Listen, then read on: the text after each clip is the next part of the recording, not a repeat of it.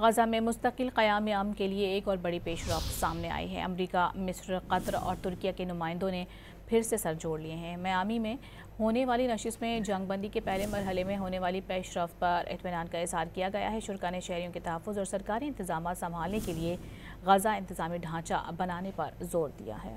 غزہ میں مستقل قیام امن کے لیے ایک اور بڑی پیش رفت سامنے آئی ہے۔ امریکہ، مصر، قطر اور ترکیہ کے نمائندوں نے پھر سے سر جوڑ لیے ہیں۔ میامی میں ہونے والی نشست میں جنگ بندی کے پہلے مرحلے میں ہونے والی پیش رفت پر اطمینان کا اظہار کیا گیا ہے۔ شرکاء نے شہریوں کے تحفظ اور سرکاری انتظامات سنبھالنے کے لیے غزہ انتظامی ڈھانچہ بنانے پر زور دیا ہے۔